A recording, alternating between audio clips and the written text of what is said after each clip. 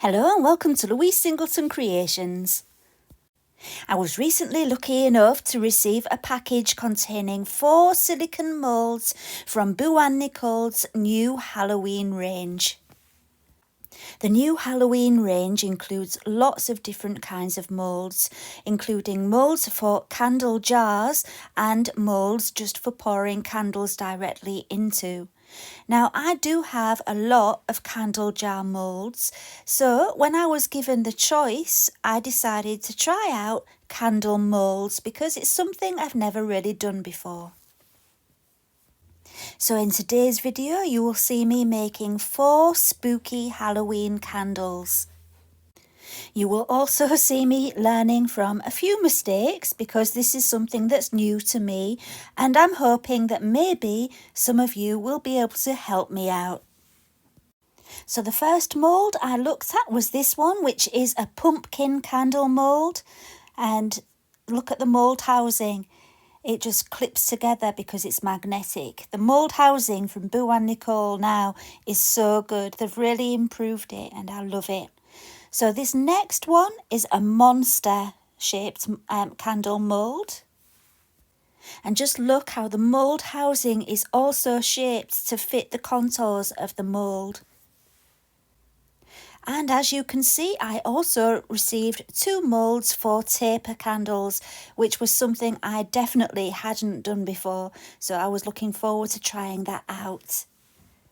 This one is the skull mould, which turned out to be one of my favourites. And the other one has little pumpkins all the way down it.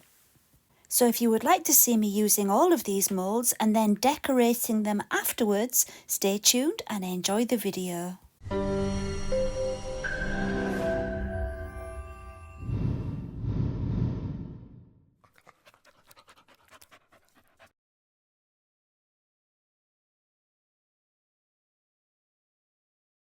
The first thing I needed to do was measure the volume of each of my 4 new moulds.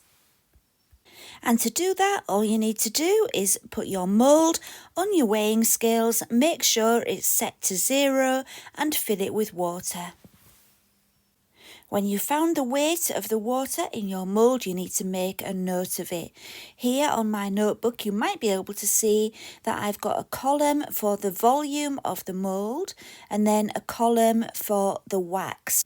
The reason I did it like that was because once I'd finished measuring the volume in water of all of the moulds, I needed to work out the volume in wax. And that's actually very, very easy. But it makes sure that you get exactly the right amount of wax for your mould. So let me show you exactly how to do that. You go onto your calculator and enter the mould volume. And for my first mould, it was 364. And the volume of wax is 90% of that. So you need to divide it by 100 to find 1%. And then multiply that by 90 to find 90%. And there's your answer. I tend to round mine up, so I wrote down 328 grams. I repeated that for all 4 of my moulds and took note of them all for future reference. And then I was ready to start melting wax. Before getting my wax ready, I needed to prepare my moulds, and that meant adding a hole for the wick in each of the moulds. Boowan Nicole don't put the hole in there ready for you, but they do mark where the hole needs to be. And I think the reason for that is because they don't know whether you're going to use a traditional cotton wick or a wooden wick, because they would require different kinds of holes. Now, the way I found is best for me to thread the wick through is to use a crochet hook. And this is just a 2mm crochet hook. And I'm just threading the wick on the hook and pulling it through. I did try pushing it through with a pin, it just didn't work. This was the way that I found worked the best. So yeah, I made the hole with a pin and pulled the wick through with a crochet hook. And I repeated that for all 4 of my moulds. Now, as well as my 4 fabulous silicone moulds, Boowan Nicole also sent me their new wick centering kit, and I just wanted to show you that before we move on to the next step. So in the kit you get the base plate on which to stand your mould or your candle vessel to make sure it's completely central, and in the middle of that base plate there is a very strong magnet. So here you can see I just took a candle vessel that I already had just to demonstrate with, and I've made sure it's central in those guidelines that's on there. And then I've got my wick which has the metal bit on the end, and normally you would need to set that in wax or use a sticky pad or something like that, but now I don't have to because the magnet is strong enough to go right through the vessel, and the wick just clips into place. And as well as the base plate, you get the wick centering guide, and you just thread your wick through the middle, and there are markings to make sure you're getting the guide central on your vessel or mould. And then there's a clip at the end to just clip your wick into, and that keeps it in position as long as your wick is pre-waxed, and that helps it to stay in position. And there, it's ready for the wax. So that was just a quick demonstration of the new cool kit from Boowan Nicole. Okay, back to today's candles. So my wick is threaded through with my crochet hook, and now I'm just putting the mould housing on, and that just clips together with magnets, which is fabulous. And then I took my mould centering guide, threaded the wick through, centered the guide to the mould housing. That makes sure that it's central one way, and the markings on the guide make sure it's central the other way. And now I know it's perfectly in the middle. The first mould I'm going to be filling today is my monster mould, and for this I'm using 100% soy wax. It was my first time using soy wax, and yeah, there was things I didn't realise, I didn't know about it. And so I learned a lot in the process of making these candles, and we'll talk a little bit about that as we go along. Anyway, the silicone jug that I poured my wax into was way too full by the time I'd finished measuring the wax, so I separated it into 2 separate cups. I put the cups into pans of water and heated them gently until all the wax was melted. I had some candle dye, which I'd got from Temu ages ago and never tried. And so, yeah, I got 2 different kinds of green. I didn't really know what would happen if I poured in 2 different colours together in the mould. I've never done this before. This is completely new to me. I normally just pour plain beeswax into candle vessels and they turn out great. So this whole soy wax business and colouring it business and pouring it is all completely new to me, but I thought I'd give it a try. So yeah, I'm just adding 2 different kinds of green and making sure it's completely melted. So once I'd finished melting the wax and I'd taken it out of the pan, I kept measuring the temperature until it got to 60 degrees C, because that's the temperature I always pour my candles at. Although with soy wax, I'm not sure if I did the right thing. That's why I'm hoping for your help in this video if you know more than I do about this. So when it had reached 60 degrees, it was time to pour it in.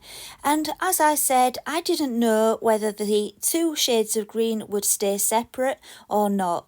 And that's what I enjoy doing, is just trying things out and seeing what happens. So I just poured in one of the greens, and then on top of that, I poured in the other green. And I thought, let's just see what happens, eh? I repeated the process for the 3 other moulds. For the pumpkin pillar mould, I used orange, soy wax again. And then for the taper pumpkin mould, I tried to make it black, but that turned out purple. but I liked it purple in the end. And then for the skull mould, I poured it just white. Now, I did have a problem with the skull mould.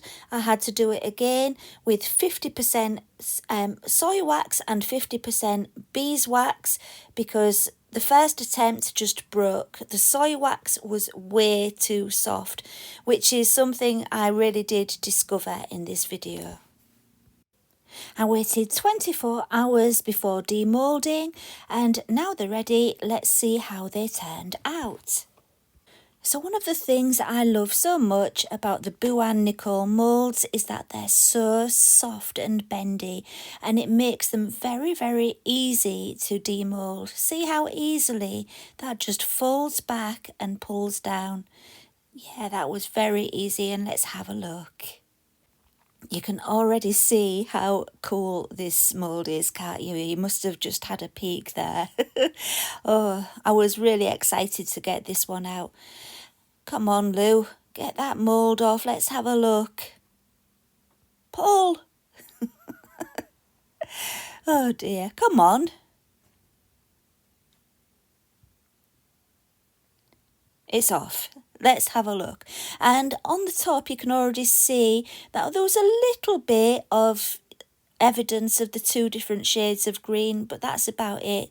You can't really tell that I used two different shades, but anyway, isn't that candle cool? Let's have a look at the pumpkin one. I absolutely love this one. It came out so smooth looking, didn't it? Yeah, really perfect. Apart from the white bits on the top, can you see them? This is my first question to you. If you know more about soy wax than I do, I got quite a lot of that kind of frosting on my candles. You can see it just on the top, and I want to know why. Did I pour it too hot or not hot enough, or too fast or too slow? Is there a reason for that white kind of frosting that you get?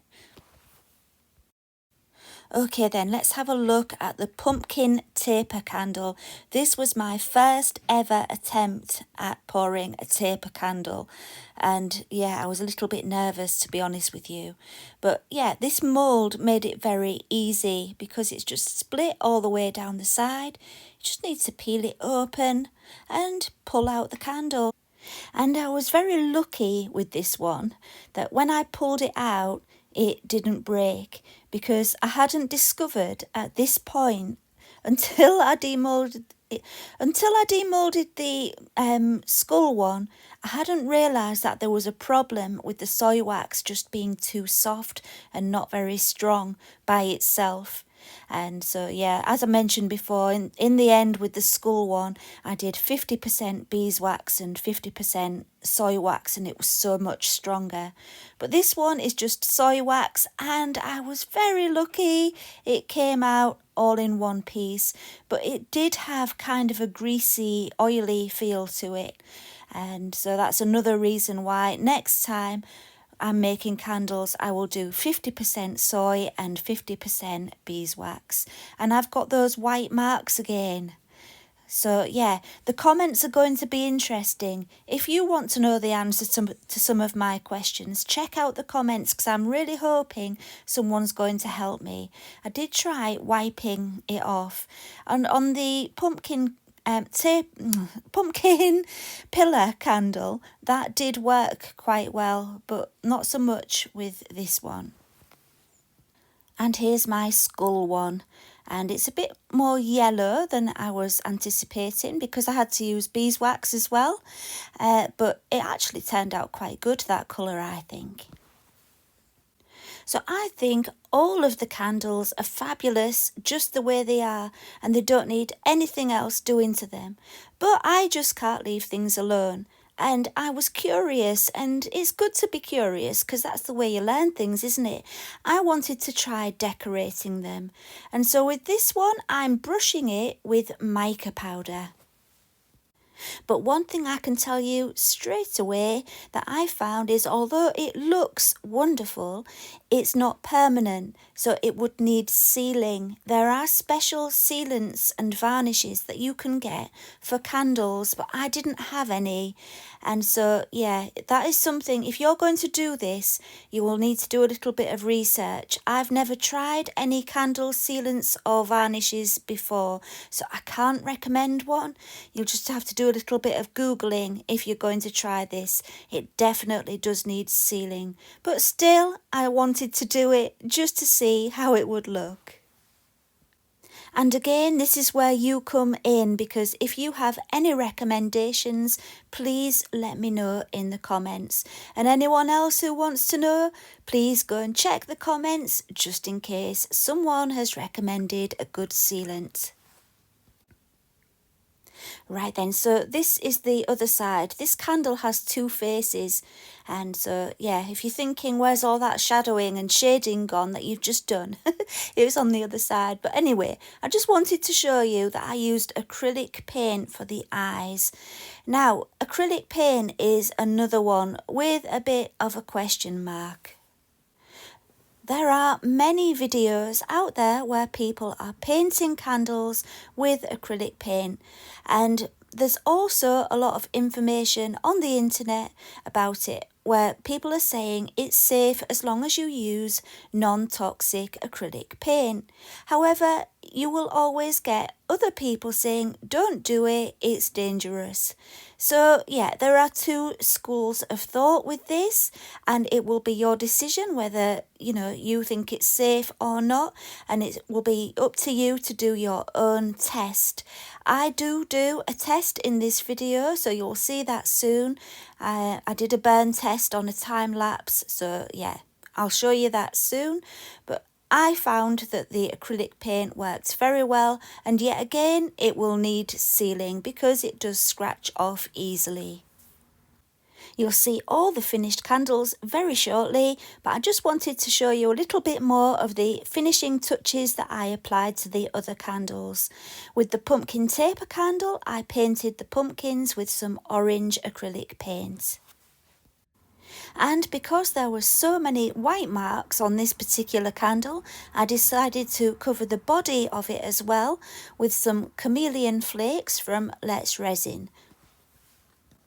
And I must stipulate that the white marks on my candle are nothing to do with the moulds. The moulds are flawless.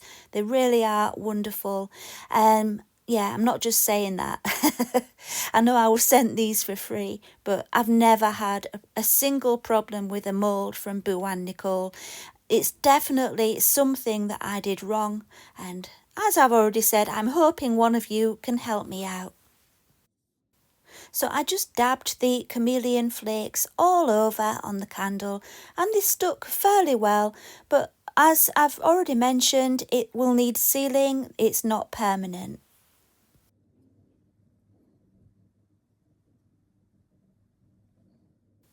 For the pumpkin pillar mould, that was very simple. I just painted the eyes and nose and mouth with black acrylic paint. And I'm really not worried about the acrylic paint on these ones, because when they burn, I think it will just go down the middle. I think the outer side probably won't burn, but even if it does, we'll see. I'm going to be doing that test to show you in just a moment. I had a lot of those pesky white marks again at the top of this candle. So once again, I got out my mica powders, and this time I brushed it with gold. For the skull mould, I used mica powders again, and this is black mica powder, obviously. And I just put loads on. I just dabbed it everywhere on the face. And then once I'd done that, I took some nylon stocking or tight, nylon tights. I find that they're really good at brushing off any imperfections and also for polishing the wax. So yeah, I took some of an old pair of nylon tights, which I'd been using a lot in this video actually, but you just don't see those bits. Yeah, and then it's easy to just rub it over all the raised areas, and the black just stays in the recessed areas, which is where I wanted it. So this one was nice and easy. So before I show you all the finished candles, let's do a quick time lapse of the candle burning to see if anything strange happens with the acrylic paint. I'm not going to burn the whole candle. It must have taken an hour just to get to the bottom of the first pumpkin. But thank goodness for time lapse. So what happened as it was burning, for quite a long time, the painted part just stayed there and the wax behind it started melting away. Eventually there was a flicker of the flame and the acrylic paint just melted down really quickly. I mean, obviously this is time lapse, so it looks a lot quicker than it was, but it was still quick. But yeah, I'm not worried. I'm not worried about the acrylic paint at all. There was no smell, there was no black smoke, nothing. Just a little flicker. The acrylic paint dissolved, or well, not dissolved. That's definitely the wrong term, but you know what I mean. It just collapsed and that was the end of it. So yeah, as long as you don't use too much acrylic paint, I think you'll be all right. But like I say, do your own burn test. So now let's look at all the finished candles and see what we think. I love these skulls. My husband's already pinched this one. Yeah, I think that's really spooky and very cool. And yeah, I don't know if it's my favourite. I think the monster might be my favourite, but this is definitely my second favourite, if not my very favourite. And yeah, I love them all. Here they all are together. And I think they're perfect for Halloween. What do you think? Please do give me a thumbs up if you've enjoyed this video because it helps me a lot. Please feel free to leave a comment, and if there's any hints and tips you can leave me, that will be appreciated too. I will leave links and discount codes for everything I've used today in the video description. Boowan Nicole do ship worldwide, and for most places the shipping is free as well, so that's a bonus. So that's it for today. If you've enjoyed the video, please give it a thumbs up and subscribe if you would like to, and I will see you again next time. Thank you for watching and bye for now.